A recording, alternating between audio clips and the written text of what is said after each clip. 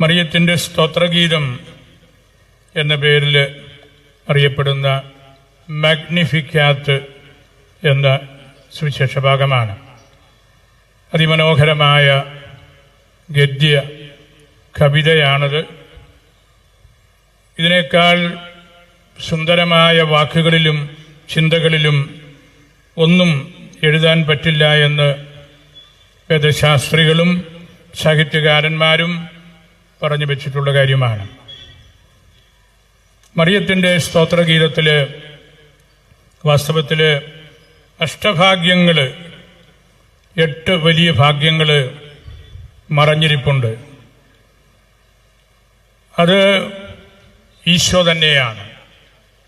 ഈശോയെ കൂടുതൽ മനസ്സിലാക്കാനുള്ള അവസരമായിട്ടാണ് മറിയത്തിൻ്റെ ഈ സ്തോത്രഗീതം നമ്മൾ കാണേണ്ടതും ചിന്തിക്കേണ്ടതും.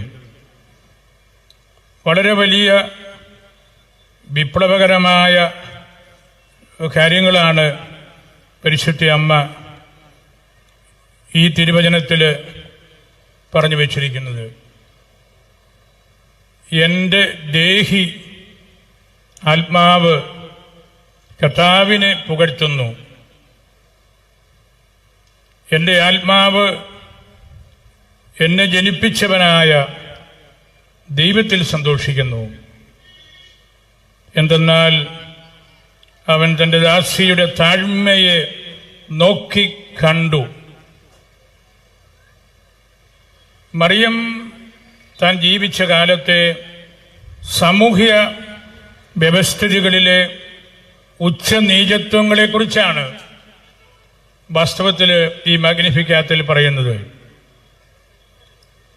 മറിയം വ്യക്തമാക്കുന്നത് ദാരിദ്ര്യവും ഗ്രാമീണവും കോളനിവൽക്കരണവും കാർഷികവുമായ ഒട്ടനവധി കാര്യങ്ങളെക്കുറിച്ചാണ്. ഇരകളോട് അടുത്തു നിൽക്കുന്ന ദൈവത്തിൻ്റെ ഇടപെടലാണ് അന്നത്തെ ഈ രാഷ്ട്രീയ സംവിധാനത്തെക്കുറിച്ച് ചിന്തിക്കുമ്പോൾ നമുക്കും മനസ്സിലാകുന്നത്. മറിയം നിശ്ചയദാർഢ്യമുള്ള സുധീരയായ പെൺകുട്ടിയായിരുന്നു. അപമാനവൽക്കരണത്തിൻ്റെയും പാർശ്വവൽക്കരണത്തിൻ്റെയും അധമ സാഹചര്യങ്ങൾക്കെതിരായ പടപ്പാട്ടിൻ്റെ കരുത്ത് മറിയത്തിൻ്റെ പാട്ടിലുണ്ട്.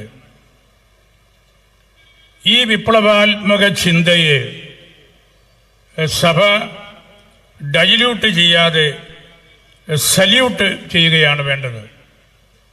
പലപ്പോഴും നമ്മൾ ഇത്തരത്തിലുള്ള സുവിശേഷാത്മകമായ വിപ്ലവങ്ങളിൽ നിന്ന് ഒഴിഞ്ഞു മാറുന്ന ടെൻഡൻസി പരക്കെ കാണാറുണ്ട്.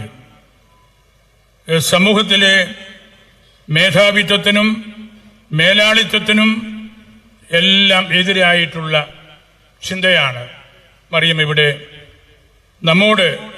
നമുക്കായിട്ട് നൽകുന്നതും പറയുന്നതും. വലിയ ഒരു ധാർമ്മിക വിപ്ലവം ഇതിൻ്റെ പിന്നിലുണ്ട്.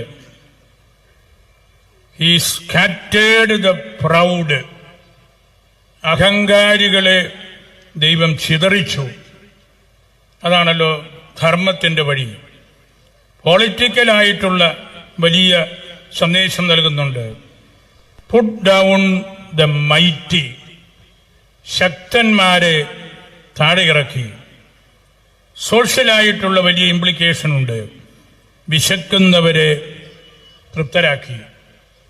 ഇന്ന് നമ്മളുടെ സമൂഹത്തിലേക്ക് നോക്കിയാൽ ഈ മോറൽ, പൊളിറ്റിക്കൽ, സോഷ്യൽ ആയിട്ടുള്ള റെവല്യൂഷൻസ് ഇനിയും നമുക്ക് ആവശ്യമാണ്.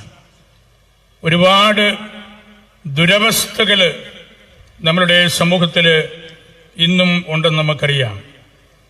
നമ്മൾ ശ്രദ്ധിക്കേണ്ട ഒട്ടനവധി ആളുകൾ നമുക്ക് ചുറ്റുമുണ്ട്. റോഡ് പണിക്കാര്, ടാറ് പണിക്കാര്, ഹോട്ടൽ മേശയിലെ വിളമ്പുകാര്, ഊബർ ഡ്രൈവർമാര്, ഓട്ടോറിക്ഷക്കാര്, മുനിസിപ്പാലിറ്റിയിലെ തൂപ്പുകാര്, ഇസ്തിരിയിടുന്ന ചേട്ടനും ചേട്ടത്തിയും, റെയിൽവേ ക്ലീനേഴ്സ്, ലോട്ടറി വിൽപ്പനക്കാര്, വഴിയോരത്ത് പാർക്കുന്നവര്, മുറുക്കാൻ കച്ചവടം നടത്തുന്നവര്, ഇങ്ങനെ ഒരുപാട് പേര് നമുക്ക് ചുറ്റുമുണ്ട്. നമ്മൾ അങ്ങോട്ടും ഇങ്ങോട്ടും ഒന്ന് നോക്കിയാൽ തന്നെ നമുക്കത് കാണാൻ സാധിക്കും.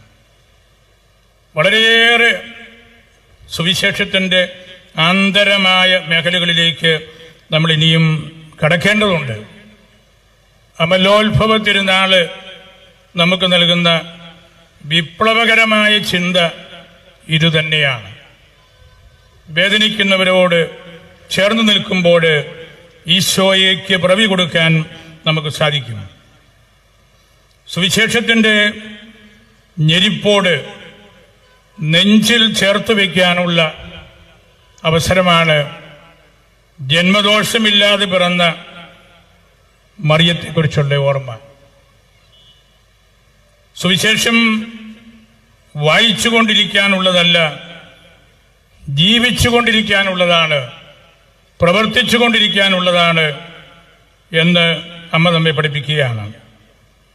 സുവിശേഷത്തിന് പിറവി കൊടുക്കുന്ന വിശ്വാസികളായിട്ട് നമ്മൾ മാറുമ്പോഴാണ് അമലോത്ഭവ സത്യത്തോട് നമുക്കും ചേർന്ന് നിൽക്കാനായിട്ട് സാധിക്കുന്നത്. ദാരിദ്ര്യവും ഉച്ചനീചത്വങ്ങളും ഇന്നും നമ്മളുടെ സമൂഹത്തിൽ ഒട്ടും കുറവല്ല.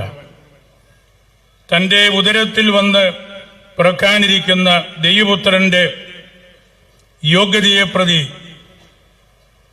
ഉത്ഭവഭാവമില്ലാതെ ജീവിച്ച മറിയം പിശാചിനോട് നിരന്തരം യുദ്ധത്തിലാണ്. അല്ലാതെ നമുക്ക് പാപമില്ലാതെ ജീവിക്കാൻ ഒക്കെയില്ല. നിരന്തരമായിട്ട് പിശാചിനോട് യുദ്ധം ചെയ്യണം. അവളുടെ കാൽക്കീഴിൽ കിടക്കുന്ന സർപ്പം പിശാചിന്റെ ഭൗതികതയുടെ, ഭക്തിരാഹിത്യത്തിന്റെ, നിരീശ്വരത്വത്തിന്റെ, അബദ്ധ സിദ്ധാന്തങ്ങളുടെ, ഭീകരതയുടെ, വംശകതയുടെ, അസഹിഷ്ണുതയുടെ, കുടിയിറക്കലിന്റെ എല്ലാം അടയാളമാണ്. നമ്മൾ ഒരുപക്ഷെ നമുക്കുള്ളിലും നമുക്ക് ചുറ്റും നമ്മൾ കണ്ടുകൊണ്ടിരിക്കുന്നതും സമാനമായ കാര്യങ്ങളായിരിക്കാം.